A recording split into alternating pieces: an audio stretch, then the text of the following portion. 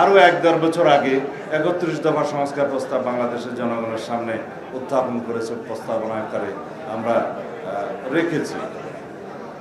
তার সাথে বর্তমান সংস্কার কমিশনের রিপোর্টগুলো যেগুলো এসছে, কিছু কিছু হয়তো নতুন প্রস্তাব এসছে, কিছু কিছু প্রস্তাবের সাথে আমরা হয়তো সবাই একমত নাও হতে পারি, কিন্তু অধিকাংশ প্রস্তাব বাংলাদেশের জনগণ ঐক্যমত পোষণ করবে বলে আমরা বিশ্বাস করি।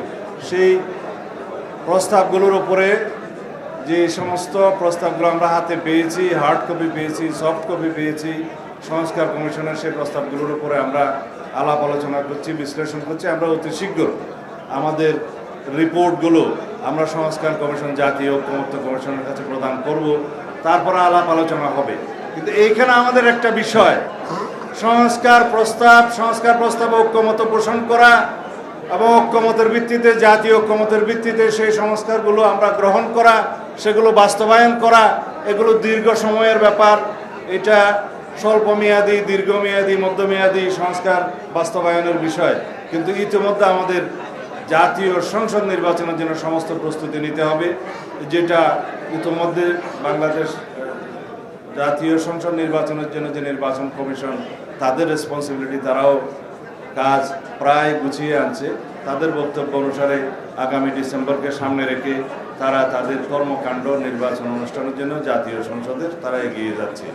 তো এখন কিছু কিছু বিষয়ে বিতর্ক উঠছে, কোন নির্বাচন আগে, কোন নির্বাচন হওয়া উচিত। এই বিষয়ে আমরা আমাদের প্রস্তাবনা এবং মতামত বিভিন্নভাবে সরকারের কাছে, প্রধান উপদেষ্টার কাছে, জনগণের কাছে উত্থাপন করেছি।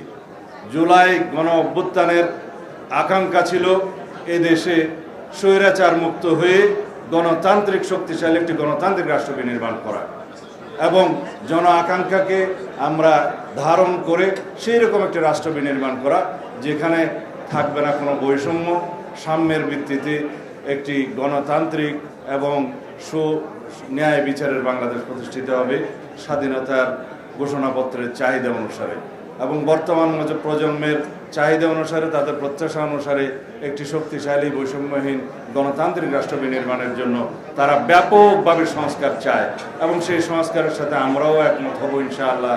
যে সমস্ত সংস্কার জনকল্যাণমুখী হবে এবং দেশের জন্য কল্যাণকর হবে, এখানে কোনো সন্দেহ নাই। সুতরাং এই সংস্কার, আলাপ আলোচনা, প্রস্তাব গ্রহণ করা, এগুলো চলতে থাকবে, কিন্তু আমাদেরকে জাতীয় সংসদ নির্বাচনের জন্য একটি সিদ্ধান্ত নিতে হবে। সেজন্য আমরা রোড ম্যাপ চাই।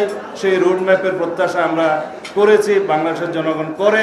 প্রধান উপদেষ্টার কাছে আমরা সেই বিষয়ে আমাদের সমস্ত আর্জি আমরা আলাপ আলোচনা করেছি, তিনি আমাদেরকে আশ্বস্ত করেছেন। শুধু একটি মাত্র বিষয়ে আমরা পরিষ্কার হতে চাই, তা হলো মাননীয় প্রধান উপদেষ্টা খুব শিগগিরই জনগণের চাহিদা অনুযায়ী জাতীয় সংসদ নির্বাচনের জন্য একটি পরিষ্কার রোড ম্যাপ প্রদান করবেন।